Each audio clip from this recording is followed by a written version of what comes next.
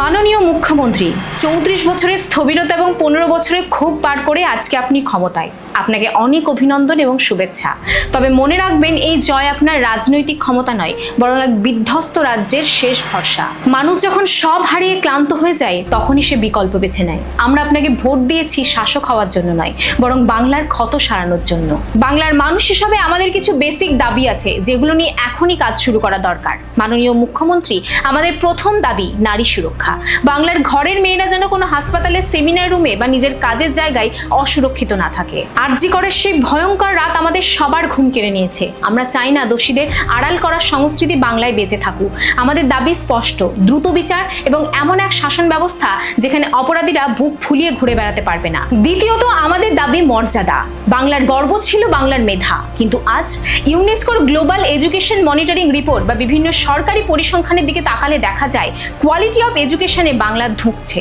বাংলার শিক্ষা ব্যবস্থা আজকে স্ক্যাম আর দুর্নীতির সমার্থক হয়ে দাঁড়িয়েছে। আমরা গত কয়েক বছরে দেখেছি যোগ্য প্রার্থীরা রাজপথে বসে নিজের চোখে জল ফেলেছেন, আর মেধা কেনা বেচা হয়েছে নবান্নের অলিতে গলিতে। আমরা শুধুমাত্র স্কুল বিল্ডিং চাই না, আমরা চাই এমন এক স্বচ্ছ নিয়োগ ব্যবস্থা যেখানে একটি ছেলেও মেধা থাকা সত্ত্বেও যেন নিজের ভবিষ্যৎ বিক্রি করতে না দেখে। আমাদের পরবর্তী দাবি স্বাস্থ্য।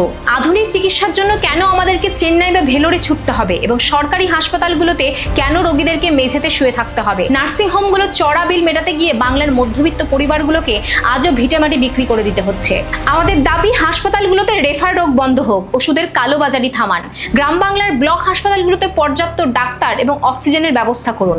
স্বাস্থ্য যেন কোনো প্রিভিলেজ না হয়, ওটা যেন পরিষেবা হয়। চতুর্থ, শিল্প। বাংলার অর্থনীতি আজকে ঋণের বোঝায় জর্জরিত, এবং ক্যাগের রিপোর্ট অনুযায়ী পশ্চিমবঙ্গে ঋণের মাত্রা প্রায় 6 লক্ষ কোটি টাকা ছাড়িয়ে গেছে, এবং শিল্পের অভাবে আমাদের ভাই বন্ধুরা পরিযায়ী শ্রমিক হতে বাধ্য।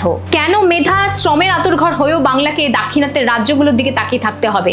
আমরা সিন্ডিকেট ট্যাক্স মুক্ত শিল্প চাই। আমাদের জমি আন্দোলনে যে দেব রাজনৈতিক মারপ্যাচে অনেক কারখানা হারিয়ে গেছে। মাননীয় মুখ্যমন্ত্রী, বাংলায় বিনিয়োগের পরিবেশ ফিরিয়ে আনুন। বাংলার ছেলে যেন ঘরের ভাতের গন্ধে বাবা মার সাথেই থাকতে পারে।